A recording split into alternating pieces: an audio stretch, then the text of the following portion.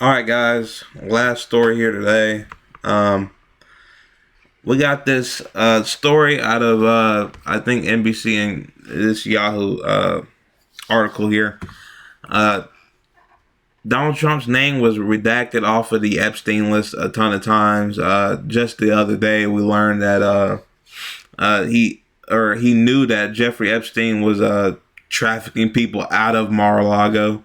So, a lot of things point towards him, being incriminated in these Epstein files. And this is coming from a person that I thought he had nothing really to do with it. I always thought his name be in it because you saw how close of friends they've always been. But, more and more things are coming up. Like I said, the Epstein was trafficking from Mar-a-Lago. The FBI redacting his name at what we're about to read right here, and the letter to Epstein for his happy 50th birthday with a woman he drew on it, and him denying there's no Epstein files. How about that whole hoax, or Obama wrote it? It's just a lot of excuses over and over and over. And from my experience in life, they're lying about something, or they're scared about something for sure. So I wanted to read through this article here by Yahoo News. Donald Trump's administration has repeatedly hailed itself as the most transparent in American history, but the president's name was reportedly redacted from documents surrounding the investigation into sex offender Jeffrey Epstein as the administration prepared for their potential public release. Never going to happen, or it wasn't going to happen, and he's receiving pressure to do it. So we'll see what happens there. Investigators blacked out Trump's name and the names of other high-profile figures, claiming that the information constituted an unwarranted invasion of privacy. What's so private about you and Epstein's history here? According to Bloomberg, Attorney General Pam Bondi told the president that his name was in the files in May. Ultimately, in July, the Department of Justice and the FBI declined to release any additional documents. Public scrutiny of Trump's connections to Epstein and the financiers, crimes, and circumstances of his death have only intensified the wake of the memo. Okay. In February, the White House handed over binders. Those were such bullshit binders of largely publicly available Epstein-related documents to several far-right influencers in an apparent effort to prove that the administration was listening to demands for more information on the Epstein and his death. That's another thing what they're lying about. Pam Bondi saying she has so much information, she's about to release all this information, and she gives you a fake bullshit binder that has nothing in it of shit that they already released. So, just another lie that I forgot. There's so many lies I can't even keep up with it. Continue to reading. At the time, Bondi labeled the release of those documents a first phase and told Fox News that more materials, including so-called client lists of high-profile figures allegedly implicated Epstein's sexual abuse of girls and women, were sitting on my front desk right now to review. This is just mostly stuff we've all been through. Let me skip down. The DOJ determined that no further disclosure would be appropriate or warranted. Yada yada yada. Just going over old stuff. So basically, just they, he's been telling all these lies, and that's basically what the article's going over. All these lies. The Bondi saying there's nothing to release, but she did all the binders, and then months later, saying that there's no Epstein files, and then telling Trump his name was in it. Trump saying, "Oh, my name's not in it," after Bondi said that, or told him that his name was in it, and that was released by the Wall Street Journal later. That he knew during the interview when they asked him, "Was his name in the files?" He said, "No, of course not." And then, of course, it comes out like 3 or 2 weeks later that he didn't know that his name was in the files. So, just a shit ton of lying. And then you get this story today. Then you get this story. These two stories back to back, to my knowledge, what I heard about first, and then we have something else to show you. But Ghislaine Maxwell was moved to a federal prison camp in Texas. This is after Trump's lawyer, I forgot his name.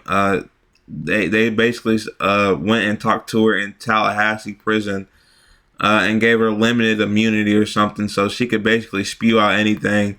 She reportedly told him 100 names of who's been on there. Now, I think they're working some deal. You see some sketch shit already. She's moving to a federal prison like, what, a week? This is, it's been like a week. A week after he talked to the Department of Justice guy. She's moved to a lower prison in Texas. What, like, how is that even possible? You know, what deal are they making out to be? So this article says, Ghislaine Maxwell, Jeffrey Epstein's co-conspirator and confidant, confidant, was moved to a minimum security federal prison camp in Texas, prison officials said Friday.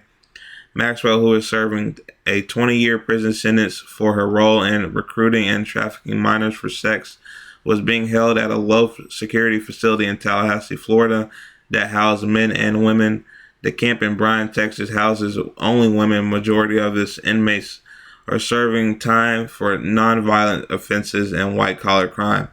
Now, does this sound like a white-collar crime? We're moving a sex trafficker, one of the biggest sex rings I've ever seen, and definitely one of the biggest of all time, really. It's just being moved to a women-only prison, and the people here are committing white-collar crimes. So none of them are sex traffickers or anything like that, but she gets this special treatment for what? This is just too fishy. I think everybody's starting to see it. It's just not adding up correctly at all. So continue reading. The move comes a week after Deputy Attorney General Todd Blanche met with Maxwell and her lawyer David Oscar Marcus for 9 hours for over 2 days. Blanche has made no public statements about what Maxwell or about next steps in the current Justice Department investigation into Epstein, the financier and convicted sex offender who died by suicide in jail in 2019.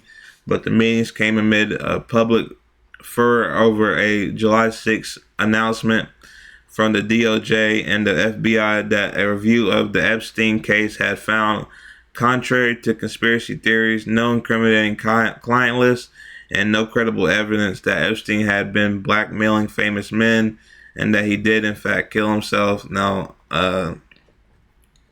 no incriminating client list is crazy, especially after they just said Ghislaine gave 100 names for potential people to arrest, I guess, and then and Pam Bondi saying there's 500, 1,000 victims, and who's doing this to all these 1,500 victims? Just Epstein, just by himself, him and this woman, Ghislaine Maxwell.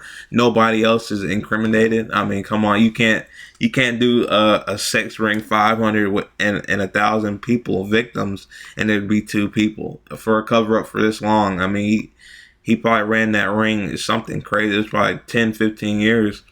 And only 2 people managed that. That's insane. That's really all I had for you. Just to clear, something going on in the government here. A week later, after Todd Blanche talks to Ghislaine, she's moving to a lesser prison in Texas. Just a week later, like, come on, there's something going on here. But I wanted to look this up. Where is it? What's it called? Yeah. This is really, honestly, here it is. Yeah, this is basically what he said.